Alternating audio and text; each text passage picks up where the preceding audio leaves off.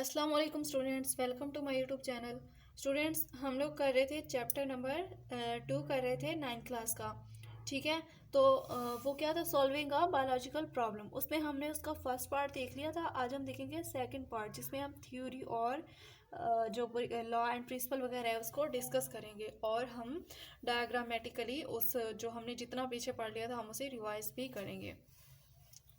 तो students, theory क्या होती है? हाइपोथेसिस जो होता है, जो hypothesis that stand test of time, यानी ऐसा हाइपोथेसिस जिस पर जितने भी टेस्ट किए जाएं वो स्टैंड कर जाए, ठीक है, उन पर बरकरार रहे, वो क्या कहलाता है? थ्योरी कहलाता है। ठीक है, हाइपोथेसिस पे क्या किए जाते हैं? एक्सपेरिमेंट्स हेल्ड किए जाते हैं। ठीक है, अगर तो ये हाइपोथेसिस वेल सपोर्टेड रहे इन एक्सपेरिमेंट्स के बाद तो वो क्या बन जाता है? थ्योरी। लेकिन अगर हाइपोथेसिस जो है ये इन एक्सपेरिमेंट्स के नतीजे में क्या है, फेल हो जाए, तो फिर क्या होता है, ये अगेन ये रद्द किया जाता है और अगेन स्टार्ट से ही इसका प्रोसेस होगा और इस पर ऑब्जर्वेशंस वगैरह होंगी। ठीक है, उसके बाद है लॉ और प्रिंसिपल। ठीक है, यूनिफॉर्म और constant fact of nature is called law और प्रिंसिपल, यानी कुदरत का एक यूनिफॉर्म एंड जो कांस्टेंट फैक्ट होता है वो क्या कहलाता है? लॉ कहलाता है। या फिर इररिफ्यूटेबल थ्योरी इज कॉल्ड लॉ और प्रिंसिपल, यानी ऐसी थ्योरी जिसको रद्द ना किया जा सके उसे लॉ या फिर प्रिंसिपल कहते हैं। ठीक है, अगर आपके पास डेफिनेशन लॉ किया जाए या फिर प्रिंसिपल किया जाए, ठीक है, सेपरेट सेपरेट भी आ जाए अगर, तो आप ये लिख सकते हैं। ठीक है, ये दोनों लॉ और प्रिंसिपल की ही डेफिनेशंस हैं। तो इसमें आप एग्जाम्पल देंगे हार्डी-वेन-बर्ग लॉ और मेंडल्स लॉ ऑफ इनहेरिटेंस की। ये दोनों एग्जाम्पल जो हैं ये एग्जामिनेशन पॉइंट ऑफ व्यू से बहुत ही इम्पॉर्टेंट हैं और ये पूरा टॉपिक ही इम्पॉर्टेंट है। ठीक है, उसके बाद हम देखेंगे, हमने जैसे कि पीछे किया था, हमने क्या किया था, सबसे पहले हमने बायोलॉजिकल प्रॉब्लम जो होती है उसको रिकॉग्नाइज किया जाता है। ठीक है, उसके बाद क्या होता है, उस पर ऑब्जर्वेशंस होती हैं। उन ऑब्जर्वेशंस के बाद जो ऑब्जर्वेशन, अच्छा हम कैसे करते हैं, हमने देखा था हम ऑब्जर्वेशन करते थे 5 सेंसेस को यूज़ करके, जो कि टच, स्मेल, टेस्ट, ठीक है, और विजन और हेयरिंग वगैरह थी। इनको यूज़ करके करके हम ऑब्जर्वेशन करते थे। ठीक है, और ये ऑब्जर्वेशन 2 टाइप्स की होती थी, क्वालिटेटिव एंड क्वांटिटेटिव ऑब्जर्वेशन। जो क्वांटिटेटिव ऑब्जर्वेशन थी, जिन्हें मेजर किया जा सकता था नंबर्स की फॉर्म में, ये क्या होती हैं? सबसे बेस्ट होती हैं और ये एग्जैक्ट आंसर देती हैं। ठीक है, तो ऑब्जर्वेशंस के नतीजे में जो हम बनाते हैं वो क्या होता है? हाइपोथेसिस। ठीक है, ऑब्जर्वेशन की, उसके बाद हाइपोथेसिस बना। अब हाइपोथेसिस पे जो डिफरेंट टेस्ट वगैरह हुए, ठीक है, अगर ये तो फिर उसके नतीजे में क्या होता है? डिडक्शंस बनती हैं। ठीक है, अब इन हाइपोथेसिस और इन डिडक्शंस दोनों पे क्या होता है? एक्सपेरिमेंट्स हेल्ड किए जाते हैं। ठीक है, इन एक्सपेरिमेंट्स के बाद क्या होता है, जो रिजल्ट्स हासिल होते हैं उन्हें समराइज किया जाता है। अगर तो ये प्रूव ना करें मतलब जो हम ऑब्जर्वेशन वगैरह कर रहे थे, अब थीसिस हमने बनाया था, अगर उसे ये प्रूव ना करें तो फिर क्या होता है, उस पर अगेन स्टार्ट से ही ऑब्जर्वेशन की जाती है। ठीक है, उसे रद्द कर दिया जाता है, ऐसे समझें। लेकिन अगर ये क्या होता है, प्रूव हो जाए, ठीक है, अगर ये प्रूव हो जाता है तो फिर इनके रिजल्ट्स को रिपोर्ट किया जाता है। अब इन्हें रिपोर्ट क्या किया जाता है? इन्हें मुख्तलिफ जर्नल्स और मुख्तलिफ बुक्स वगैरह में रिपोर्ट किया जाता है। इसके अलावा सेमिनार्स और सेमिनार्स जो होते हैं यूनिवर्सिटीज़ वगैरह के, जो जितने भी इंटरनेशनल एंड नेशनल लेवल पे सेमिनार होते हैं, उनमें इसे डिस्कस किया जाता है और उन पर फर्दर टेस्टिंग की जाती है। ठीक है, और इन टेस्टिंग के नतीजे में अगर तो ये क्या है, हेल्ड कर जाएं, ठीक है, अगर तो ये रद्द ना किए जा सकें तो फिर क्या बन जाते हैं? ये थ्योरी।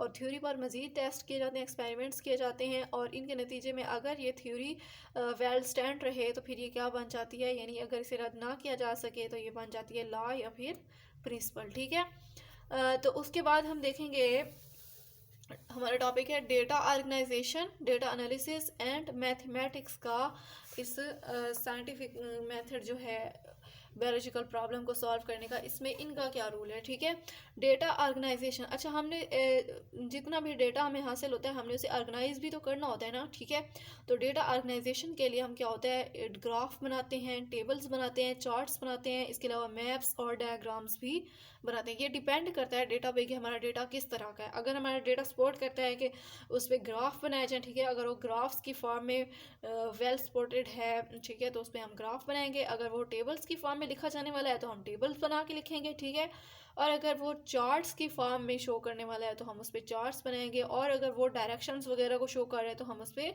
मैप्स तैयार करेंगे। ठीक है, अगर हमारे पास डेटा होता है ना किसी जंगल में किसी लोकेशन वगैरह के अबाउट या इस तरह का, तो हम उसके लिए मैप्स ही बनाते हैं ना। तो इसके अलावा डायग्राम्स वगैरह की फॉर्म में भी डेटा शो किया जाता है। फॉर एग्जांपल हम जैसे हार्ट वगैरह हो गया और मलेरिया वगैरह में जो मुख्तलिफ डायग्राम्स होती हैं, तो हम ऐसे डेटा को हम डायग्राम्स की शक्ल में ही शो करेंगे। ठीक है, तो ये डिपेंड करता है डेटा पे। ठीक है, अब डेटा ऑर्गेनाइजेशन तो होगी, उसके बाद हम देखेंगे डेटा एनालिसिस कैसे होती है। अब डेटा एनालिसिस जो होती है ना, ये प्रूव या फिर डिसप्रूव कर देती है हाइपोथेसिस को। ठीक है, हाइपोथेसिस पे एनालिसिस की जाती है, एक्सपेरिमेंट्स किए जाते हैं, ठीक है, टेस्ट किए जाते हैं। अगर तो ये हाइपोथेसिस ठीक है तो फिर ये इसको प्रूव कर देती है डेटा एनालिसिस। ठीक है, अगर ये ठीक नहीं है तो फिर इसको डिसप्रूव करेगी, यानी इसे पता चल जाएगा, ये बता देगी कि हाइपोथेसिस जो है ये ठीक नहीं है और इसे रद्द कर दिया जाता है। ठीक है, और इसमें डेटा एनालिसिस में जो मेथड्स अपनाए जाते हैं वो कौन से होते हैं? Statistical method. ठीक है, स्टैटिक्स वगैरह से रिलेटेड जितने मेथड्स इस्तेमाल होते हैं वो फिर डेटा एनालिसिस में यूज़ होते हैं। फॉर एग्जांपल रेशियो और प्रोपोर्शन, रेशियो एंड प्रोपोर्शन। ठीक है, रेशियो क्या होती है? हम इसे इस फॉर्म में लिख सकते हैं, ठीक है, A/B, या फिर हम इसे A:B भी लिख सकते हैं, या फिर हम इसे A/B भी लिख सकते हैं। ठीक है, फॉर एग्जांपल अगर हमने रेशियो मालूम करनी है, हमारे पास 50 जो हैं वो मरीज़ हैं मलेरिया वाले। ठीक है, और हमारे पास 150 जो हैं ये सेहतमंद लोग हैं। ठीक है, तो हम अगर इनकी रेशियो मालूम करना चाहते हैं तो इनकी रेशियो क्या होगी? 1:3। ठीक है, 50 को हम 150 पे तकसीम करेंगे तो हमारे पास जो रेशियो आएगी 1:3 आएगी। ठीक है, इस तरह से डेटा एनालिसिस रेशियो की फॉर्म में हो रही है। और अगर हम प्रोपोर्शन की बात करें तो हम इसे इस फॉर्म में लिखेंगे A:B is equal to C:D। ठीक है, A:B, ठीक है, उसके बाद हम इसे प्रोपोर्शन की अलामत देंगे C:D। ठीक है, अब अगर हमें इसमें से A भी दिया हुआ है, हमें B भी दिया हुआ है, ठीक है, हमें D भी दिया हुआ है, लेकिन हमें C नहीं दिया हुआ। ठीक है, फॉर एग्जांपल हमें X नहीं दिया हुआ या C नहीं दिया हुआ, तो हम क्या करेंगे? हम ये जो डेटा हमारे पास दिया हुआ है A, B और D का, हम इसे यूज़ करके हम इस X या इस C की वैल्यू मालूम कर सकते हैं। तो ये रहा रेशियो और प्रोपोर्शन का मेथड। ठीक है, उसके बाद अगर हम मैथमेटिक्स की बात करें तो मैथमेटिक्स भी बहुत सारे साइंटिफिक मेथड्स में यूज़ होती है। ये बायोलॉजिकल प्रॉब्लम्स वगैरह को सॉल्व करने के लिए मैथमेटिक्स का भी बहुत ही इस्तेमाल है। फॉर एग्जांपल जीन फाइंडिंग की अगर बात करें, ठीक है, तो इसमें हम मैथमेटिक्स वगैरह भी यूज़ करते हैं। इसके अलावा प्रोटीन स्ट्रक्चर वगैरह जो है इसमें भी हम मैथमेटिकल स्ट्रक्चर्स वगैरह और नंबर्स वगैरह जो भी हैं हम इसमें क्या करते हैं? इस्तेमाल करते हैं। फॉर एग्जाम्पल प्रोटीन स्ट्रक्चर में हमने उसके कितने अमाइनो एसिड्स हैं, उसमें कितने बॉन्ड हैं, ये सारा कुछ हम मैथमेटिक्स से ही लिखेंगे ना नंबर फॉर्म में। इसके अलावा प्रोटीन इंट्रैक्शंस जो होती हैं, प्रोटीन और प्रोटीन के दरमियान जो बॉन्ड्स वगैरह होते हैं उसको भी शो करने के लिए मैथमेटिक्स का जो डेटा वगैरह होता है वो इस्तेमाल होता है। ठीक है, तो स्टूडेंट्स ये था हमारा आज का टॉपिक। अगर आपको कोई भी क्वेश्चन हो इस टॉपिक से रिलेटेड तो आप इजीली कमेंट सेक्शन में पूछ सकते हैं। एंड लास्ट पे आपसे रिक्वेस्ट है कि अगर आपने अभी तक मेरे चैनल को लाइक एंड सब्सक्राइब नहीं किया तो प्लीज़ सब्सक्राइब करें और